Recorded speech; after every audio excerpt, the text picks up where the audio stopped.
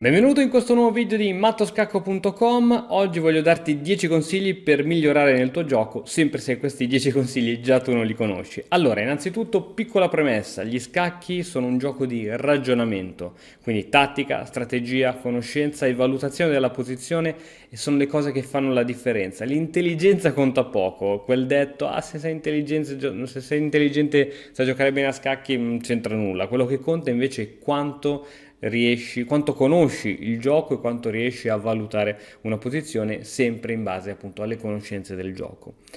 La partita di scacchi solitamente è divisa in tre fasi: una prima fase iniziale che è detta apertura, una seconda fase centrale che è chiamata medio gioco e un'ultima fase che è chiamata finale. Queste tre parti del gioco hanno tre regole completamente differenti, ma adesso non voglio tediarti con questo discorso, andiamo subito a vedere qual è il primo consiglio che voglio darti. Il primo consiglio più comune e errore più comune è quello di non guardare qual è l'ultima mossa che fa il tuo avversario. Quindi guarda la mossa, l'ultimo pezzo che ha mosso il tuo avversario, guardalo molto bene e cerca di capire che intenzione aveva. L'errore più comune, appunto, dei principianti è quello di vedere la scacchiera in un'unica direzione, cioè noi abbiamo un piano di gioco in azione, in mente, e portiamo avanti il nostro piano indipendentemente dalle mosse che fa il nostro avversario. Gravissimo errore. Così vai a sottovalutare diverse posizioni e poi sono irriprendibili. Solo difendendoti, prendendo le giuste precauzioni, sarai in grado di mettere poi in atto la tua strategia. Voglio farti vedere questa partita che ho giocato l'altro giorno, una partita che ho giocato online, io col bianco, il mio avversario col nero, una partita a un minuto di tempo, quindi molto veloce, abbiamo fatto un sacco di errori, però voglio farti vedere proprio come questo principio è stato messo in pratica. Io col bianco apro con D4, la mia apertura preferita, G6, cavallo F3, alfiere G7, sono andato subito aggressivo con H4, B6, H5, l'altro alfiere in fianchetto, cambio, cavallo al centro, D6, sacrificio, cambio di torri, donna D3, sviluppo del cavallo, cattura in G6, scacco, re in F8.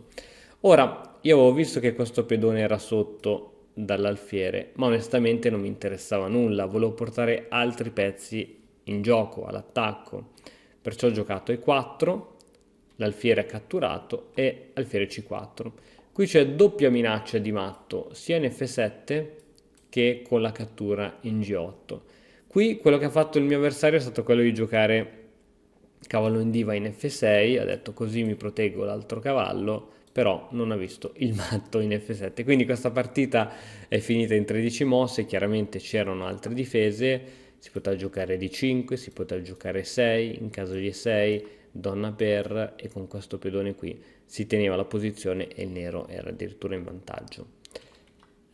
Quindi qui il nero ha detto ma sì, intanto io proteggo due cavalli, però non ha visto proprio questo. Quindi cerca di domandare perché il tuo avversario ha fatto questa mossa, quali sono le idee, gli scopi che ha, dopodiché poi fai la tua mossa. Quindi guarda sempre l'ultima mossa del tuo avversario, questo era il primo consiglio.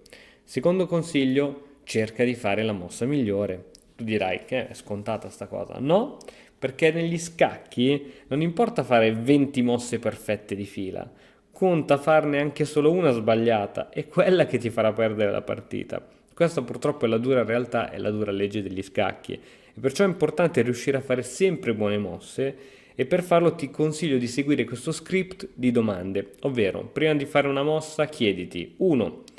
Il pezzo che intendo spostare andrà in una casa migliore rispetto a quella in cui già si trova? Seconda domanda, tutti i miei pezzi sono difesi o c'è qualche pezzo indifeso e quindi sospeso? Altra domanda, il pezzo che sto spostando nella nuova casa può essere catturato da un avversario, da un pezzo avversario? Altra domanda, sto coordinando al meglio i miei pezzi? O ancora, che piano ha il mio avversario? Sto prendendo dei provvedimenti? Ecco, dopo che ti sei fatto tutte queste domande, allora puoi muovere. E voglio lasciarti con questo aforisma di Manuel Lasker, un grandissimo giocatore, che dice: quando vedi una mossa buona, non giocarla, cercane una ancora più forte. E in questo caso il nero ha appena giocato pedone in C, cattura D4, ora il bianco si starà chiedendo con quale pezzo andare a ricatturare questo pedone. E qui ti puoi perdere migliaia di pensieri, però c'è di meglio. cavallo C7, attacco doppio su re e donna, il re è costretto a spostarsi e alla prossima perdi la donna. Quindi la mossa più forte è sempre dietro l'angolo, dacci sempre un'occhiata. Andiamo al terzo punto, cerca di avere sempre un piano. Questo è quello che fa la differenza fra un giocatore amatoriale e un professionista. Senza un piano i pezzi si muovono a casaccio. Con un piano invece i pezzi vengono coordinati verso un obiettivo comune. Il piano dunque in automatico rende il tuo schieramento più armonioso. E cosa importante, il piano deve essere realizzabile e a breve termine. Altro errore che commettono i principianti è quello di creare piani assurdi che sono poi irrealizzabili, non tenendo conto del fatto che mentre tu pensi a questi piani irrealizzabili, che ci mettono 3, 4, 5 mosse per essere realizzati, intanto il tuo avversario fa altre mosse. Esempio, qui tocca al nero muovere. E anziché cercare di continuare il suo sviluppo, come che ne so, alfiere B7, ha in mente di fare questo piano. Torre da H8 si sposta in H6, che poi si sposta in G6, che poi va ad attaccare il punto indifeso G2.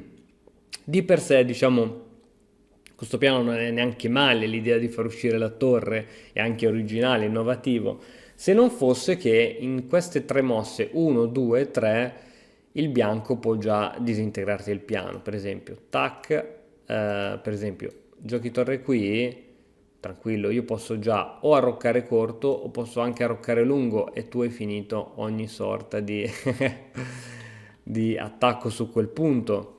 Chiaro, poi puoi cambiare piano, si può evolvere un piano, eccetera, eccetera, però questo è il problema dei principianti, quello di cercare e di fare piani troppo lunghi, complessi, irrealizzabili o che il nostro avversario può semplicemente sfuggire in pochissimo tempo. Anzi, ora che il bianco ha fatto l'arrocco lungo, non vede l'ora di spingere questo pedone per aprire un po' le colonne. Quindi fai molta attenzione, i piani devono essere concreti e soprattutto a ogni tua mossa c'è sempre una risposta del tuo avversario. Quarto consiglio che ti do è quello di conoscere il valore dei pezzi. Allora, immaginati che i tuoi 16 pezzi rappresentino appunto un esercito e all'interno del tuo esercito ci sono condottieri più esperti e condottieri invece principianti che non hanno mai affrontato una battaglia, uno scontro. La mia domanda è, tu sostituiresti mai all'interno del tuo esercito un condottiero esperto con uno principiante? La risposta è no. Ecco. Devi conoscere chi è il condottiero più forte, più esperto nel tuo schieramento, quali sono, chi è più forte di chi, perché solo in questo modo saprai come gestire la tua lotta, il tuo scontro. Ora, per essere molto sintetici, diciamo che i più deboli di tutti sono i pedoni, anche perché hanno un raggio d'azione limitato. A pari merito poi un pochettino più forti sono l'alfiere e il cavallo. Ancora un po' più forti ci sono le torri e infine il pezzo più forte di tutti è la donna.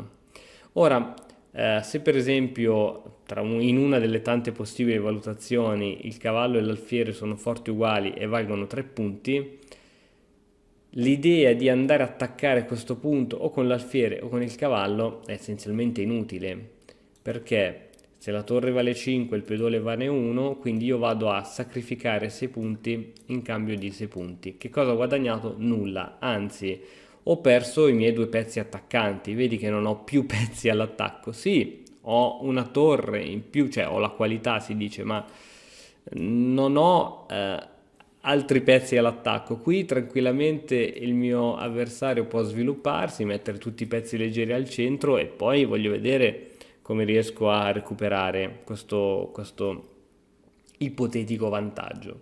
Anzi, qui il computer dà proprio il vantaggio netto al nero. Quindi questa operazione che vedo spesso fare nei principianti di dire intanto mi catturo la torre, no, a parte che vai a pareggiare la situazione, ma poi vai a perdere 2 attaccanti. Quindi vale la pena fare questo sacrificio pensando di fare cosa buona? Pensaci. E adesso andiamo avanti con un altro concetto che è quello di svilupparti velocemente e in modo coordinato. Negli scacchi c'è un elemento importante che è il tempo, ma non tempo inteso come il tempo dell'orologio degli scacchi, ma come numero di mosse. Se per esempio per ottenere una determinata posizione del mio esercito io posso impiegare 3 mosse o ne posso impiegare anche 6, mi conviene scegliere la soluzione delle 3 mosse. Questo perché così facendo non darò troppe possibilità al mio avversario di espandersi. Ricordati sempre che ogni tua mossa corrisponde a una mossa dell'avversario. Quindi se tu ci impieghi 6 mosse, quando ne potevi impiegare tranquillamente 3, intanto il tuo avversario ha fatto 6 mosse e si sarà sviluppato molto bene. Quindi ricordati sempre di ottenere la miglior posizione in minor numero di mosse possibili. Spesso i giocatori inesperti si affezionano a un pezzo e continuano a muovere sempre quello. E ti faccio un esempio. Guarda, E3, D5 e ora, siccome io sono affezionato a questo bellissimo alfiere, gioco alfiere B5 scacco. Spesso i principianti si divertono a dare scacco subito al proprio avversario, forse per il gusto di dire scacco, però in realtà non fai altro che avvantaggiare il tuo avversario e lo vediamo subito. Allora, tu hai fatto scacco, quindi stai minacciando il re e credi di fare bene. In realtà, questa minaccia è difendibile in 200.000 modi, tra cui C6. Ora gli hai fatto muovere questo pedone, gli hai fatto consolidare la posizione e in più ti scaccia l'alfiere che lo devi togliere. Dove lo metti, per esempio? In A4 e allora gli poni su un piatto d'argento anche questa. E dove lo metti ora? B3. Oh, questo è un alfiere cieco che non può andare da nessuna parte. Dovrò fare poi alcune manovre come C3, C2, eccetera, ma però per ora è cieco e se il nero è aggressivo ti può giocare anche a 5. Quindi tu hai mosso solo l'alfiere in giro per la scacchiera e intanto hai regalato 1, 2 e 3 mosse al tuo avversario. Hai regalato 3 mosse, cioè questi pedoni lui non li avrebbe mai mossi se tu con questo alfiere, per esempio, saresti andato in E2. Avrebbe dovuto spostare questo qui e avresti dovuto fare questo e avrebbe dovuto fare questo, avresti dovuto fare questo e poi avrebbe dovuto fare questo. Intanto avevi già sviluppato anche il cavallo e avevi già anche arroccato. Mentre nell'altra posizione, quando tu vai subito a fargli scacco, gli regali tutti questi tempi, si dice. Cioè tutte queste mosse le ha fatte perché tu hai perso tempo con questo alfiere. Quindi gioca, sviluppati velocemente e in modo coordinato.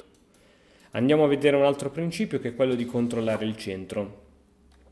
Cosa significa controllare il centro? Il centro è formato da queste case che sono D5, E4, D4 e E5. Se noi riusciamo a piazzare i pedoni soprattutto su queste case abbiamo un grande vantaggio e poi c'è diciamo il centro, quello meno importante, che è dato da C5, C4, F5 ed F4. Questa è la parte più importante della scacchiera e come immaginati che la scacchiera sia una città, tu stai aprendo un negozio e conviene aprire il negozio qui o conviene aprirlo qui? Certamente D4 o in E4 perché è qui che avvengono le cose, è qui che c'è il maggior passaggio e affluenza. Stessa cosa funziona proprio negli scacchi. Controllando il centro togli lo spazio all'avversario, togli la possibilità che i pezzi dell'avversario vadano al centro. Per esempio, ora il bianco ha giocato questa mossa e il cavallo è sotto presa. Quindi deve spostarsi. Dove si può spostare? Purtroppo in D5 non può andare perché verrebbe catturato dal pedone. Non può andare neanche in E4 perché c'è l'alfiere. Non può andare neanche in G4 perché c'è la donna. Il cavallo all'esterno raramente ha un'utilità. Sarebbe costretto per esempio a ritornare in G8. E visto come questi pedoni sono stati più forti di un cavallo, e questi pedoni bloccano qualsiasi tipo di... Guarda, abbiamo questa casa controllata da questo pedone, quindi questa casa controllata, questo pedone in più controlla questa casa e questa casa, questo pedone in C4 controlla questa casa, guarda quante case sono controllate. E siamo molto in là nella scacchiera. Quindi controllare il centro coi pedoni è sempre cosa buona e giusta. Poi ci sono un sacco di difese che hanno dimostrato che il centro si può controllare anche da lontano, però se sei all'inizio ti consiglio di prendere familiarità con questo argomento il prima possibile. E andiamo avanti con questo altro consiglio numero 7, tieni al sicuro il tuo re. Il tuo re, che è il pezzo più importante, devi metterlo bene al sicuro. Al centro della scacchiera dove si trova all'inizio non è proprio una bellissima idea. Ecco perché c'è una mossa speciale che si chiama arrocco che ti permette di mettere il re nell'angolino. Tuttavia non è che se hai fatto un arrocco, l'arrocco il re è al sicuro totalmente. C'è anche un'altra cosa molto importante, che i 3 pedoni dell'arrocco, se è possibile, devono rimanere proprio qui davanti a lui per sostenerlo. Se invece noi non ci curiamo e iniziamo a spingere questi pedoni così all'impazzata, vediamo che ci sono dei problemi. Esempio, si è creato un punto debole che è G3. Perché G3 è un punto debole? Perché innanzitutto è attaccato da questo cavallo. Ma questo pedone non è difeso da altri pedoni. Un tempo c'era qui il pedone in H2 che lo proteggeva, ma questo pedone è stato spinto, perciò questo è diventato debole. Non solo, il pedone H2, che è andato in H3, è sotto minaccia molto velata, ma c'è, dell'alfiere in C8, quindi ci sono 2 pedoni deboli in attacco.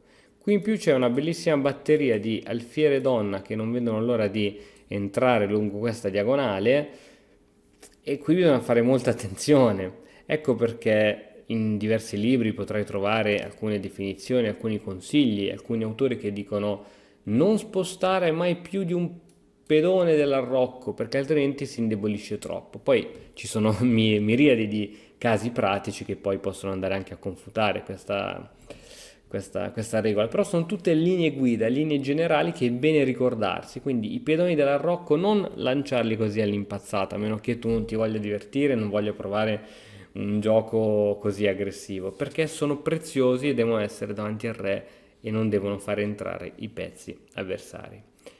Ottavo consiglio, conosci quando cambiare i pezzi. Cosa significa cambiare un pezzo? Significa cambiare un cavallo con un cavallo, un alfiere con un alfiere, un cavallo con un alfiere con un cavallo, cioè pezzi di uguale valore.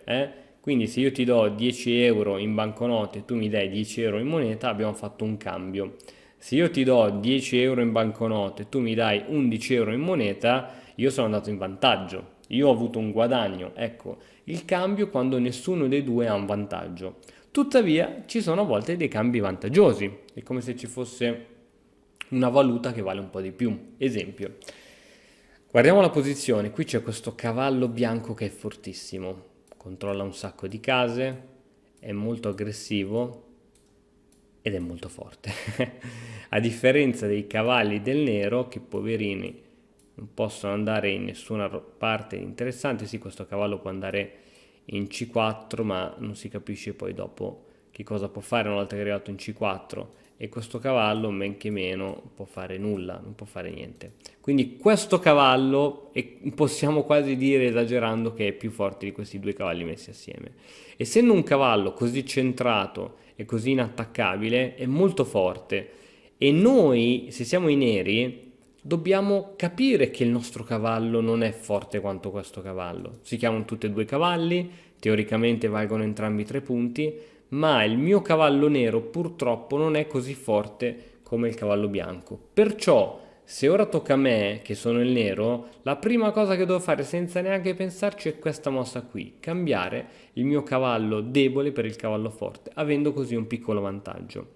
Tieni conto che il giocatore che ha l'iniziativa, e in questo caso può essere il bianco, ha una regola, una linea guida, cioè quella di non cambiare mai i pezzi, cercare di non scambiare i pezzi quando hai l'iniziativa, cioè quando sei in una fase di attacco. Perché?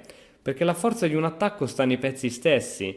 Nel momento in cui il numero dei pezzi diminuisce anche le possibilità, le combinazioni possibili, e quindi l'attacco diventa meno forte. Ecco perché al giocatore in difesa conviene scambiare i pezzi, e questo è stato sicuramente un ottimo cambio. E andiamo un altro consiglio importante, il numero 9, che è quello di giocare già anche in funzione del finale. Cioè, qui siamo arrivati in questa fase finale del gioco dove non ci sono più né i pezzi leggeri né i pezzi pesanti sulla scacchiera, ci sono solo i pedoni, e il nero ha cambiato precedentemente tutti i pezzi perché sapeva di essere in una posizione vantaggiosa. Da cosa lo capiva? Dalla struttura pedonale. Se guardiamo la struttura pedonale del nero, qui c'è una bellissima catena di pedoni e qui c'è un'altra. Se guardiamo invece la struttura pedonale del bianco, troviamo isole di pedoni totalmente casuali, senza contare queste due impedonature bruttissime. Qui il vantaggio è chiaramente del nero, che poi, giocando in modo corretto, vincerà la partita. Quindi la struttura pedonale è importantissima anche in vista del finale, anche in vista di sapere che se io vado a cambiare tutti i pezzi vincerò la partita e la vinco più facilmente che andare a cercare tatticismi, sacrifici incredibili, eccetera eccetera. E infine il 10° consiglio è quello di guardare sempre tutta la scacchiera. Spesso ci focalizziamo troppo nel settore della scacchiera dove stanno avvenendo attacchi e sacrifici. Nel farlo però ci dimentichiamo di tutti gli altri pezzi che a volte magari sono posizionati negli angoli opposti della scacchiera e non li vediamo, ci dimentichiamo, e questo è un problema se il pezzo appunto posizionato nell'altro angolo della scacchiera è un pezzo a lunga gittata, quindi alfiere o torre. E a volte cosa succede? Che magari non vediamo oppure non ci facciamo caso di quel pezzo posizionato lì nell'angolino, però se sono pezzi a lunga gittata, questi pezzi contribuiscono all'attacco anche da lontano, perciò bisogna sempre fare attenzione. Quindi, consiglio, se ti trovi in una posizione migliore, fai sempre molta attenzione, guarda sempre tutta la scacchiera e non avere fretta, perché una mossa affrettata potrebbe gettare via tutto il tuo vantaggio che hai vinto duramente. Anche mentre stai realizzando i tuoi piani, che sembrano portarti alla vittoria, devi sempre fare attenzione se c'è una mossa, magari anche inaspettata, che può fare il tuo avversario per ribaltare la situazione. Bene, io spero che questi 10 consigli possano esserti stati d'aiuto, che ti saranno d'aiuto. Seguici sul nostro canale YouTube Mattoscacco e sul nostro sito mattoscacco.com per ulteriori lezioni. Ci vediamo alla prossima, ciao! E ora per continuare che cosa posso fare? Beh, innanzitutto ti consiglio di iscriverti al nostro canale in modo tale da non perderti le nuove video lezioni. E poi puoi vedere il video che è stato più cliccato in questa settimana. Ci vediamo, ciao!